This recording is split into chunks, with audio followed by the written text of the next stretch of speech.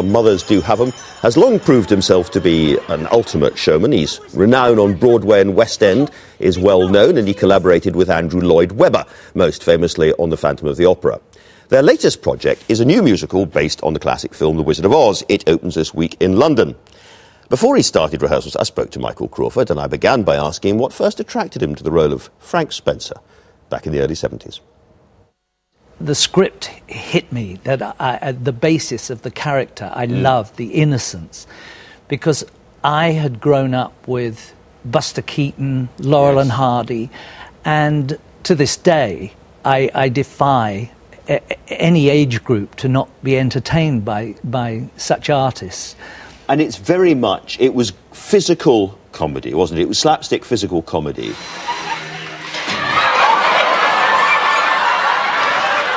Looking back, some of those, Some Mothers Do Have 'Em, things you did seem to be incredibly dangerous. I can recall one when you were rollerblading across roads and down all sorts of slipways and stuff, which looks as if you were taking really quite considerable risks with your own body. Yes, it was actually great fun. I mean, it was the first time I was legally allowed to be so stupid. So, I mean, when I did it as an 11-year-old and 12-year-old, you were usually being chased by a policeman down the street. But and also it was roller skates, because rollerblades hadn't been created then. So we were on these rattly roller skates and going under. I mean, you imagine that being able to go on between the front and the back wheels of a lorry going by. It was every boy's dream. I've been articulated. You then took this physicality onto the stage with musicals, Barnum and so on. Just tell me a little bit about physically what it's like night after night, sustaining something like The Phantom of the Opera, one of those really, really big roles where you are giving it your all for a long time.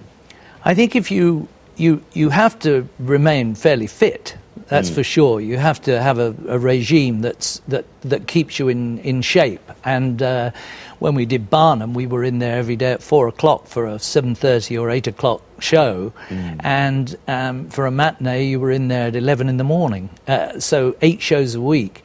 You had to do a warm-up similar to an athlete's warm-up. And sometimes you warmed up rather excessively. I'm thinking of the famous fat suit incident in Women in White. Tell us about that. Well, I had this wonderful idea, and Andrew Lloyd Webber had written this musical, Wilkie Collins' story, Woman in White, and I remember his face when I said, well, look, having read the book, this Count Fosco was a rather large gentleman, and I said, I can do that. We can just make a fat suit. And he said, oh, yes. And he wasn't quite sure at all, but I talked him into it. And then I lost so much liquid doing the show, and it nearly killed you, I read. Yes, it did. Now, let's hope you're not going to be nearly killed by the next show, which is going to be absolute fascination, because we've got Tim Rice and Andrew Lloyd Webber working together again on a sort of stage remake of The Wizard of Oz. Yes. And it's got the famous, iconic old songs in it, but new songs as well, which is a bold thing to be doing.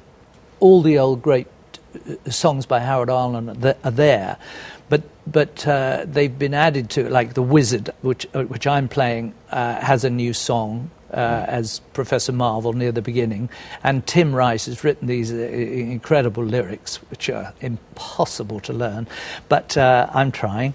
And then the witches, the evil witch has music now, which she didn't have before, which didn't seem right before. No, it didn't make a lot of sense. And Dorothy, the actress playing Dorothy, was found on a television talent show. People say, television talent shows. Yes. This is the degradation of modern art. But here is somebody, musical art, here is somebody who's come up that way. Somewhere over the rainbow. I think it's how it's used a lot of the time, and to find a young artist like Danielle Hope, who's playing Dorothy, I think it was an excellent way of finding her. I'm not sure I would agree with the older characters, because there are a lot of people out there who've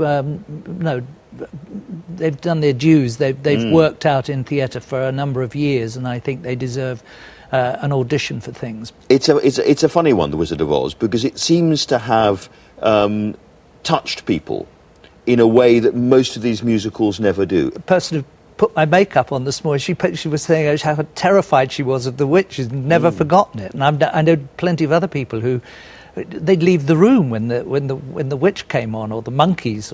I suppose it's a rare example of a relatively modern story which just feels like a kind of ancient fairy story from the dark woods of European past. Well, it's simply, isn't it? It's a sort of nightmare, a bad dream of something that people just don't understand me. Which we've all gone through that at various points of our lives, mainly when we're young, and you want to run away, or you want to go and hide under the stairs. It's going to be very, very interesting to see what you all come up with. You're now deep into the rehearsals and so on. So, we are indeed, yes. Yeah. So good luck with it. We'll look forward very much to seeing it. Thank you, Andrew. Thank you very much.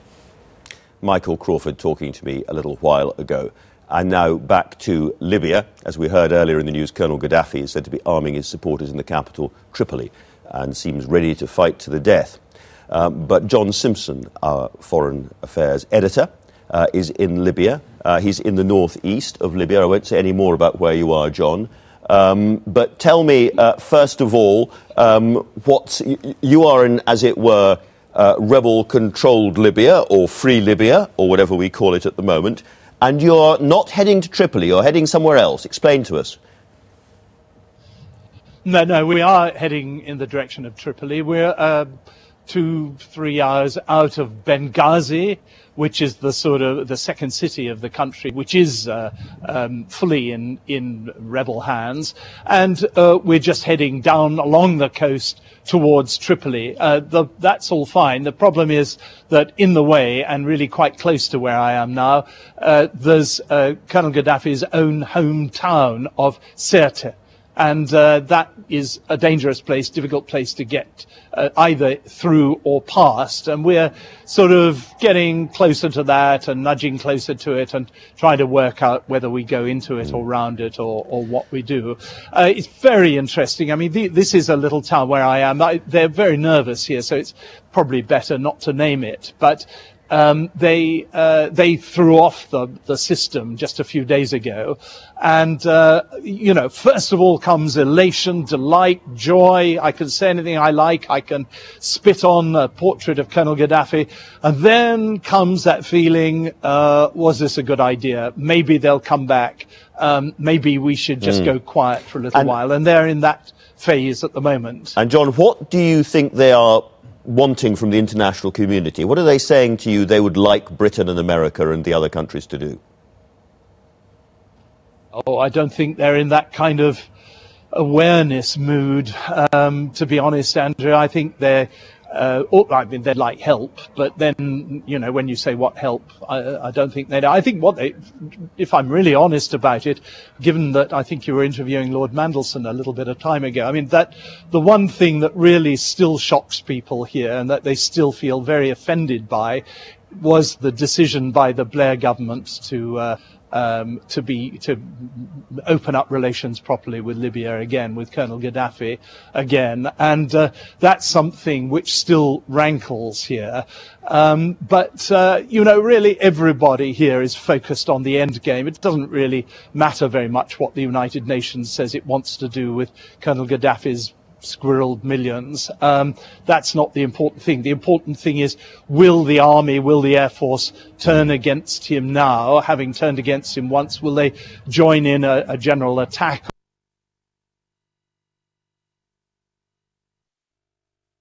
£29 when you buy a Connect sensor with these 3 games and 800 Xbox Live points to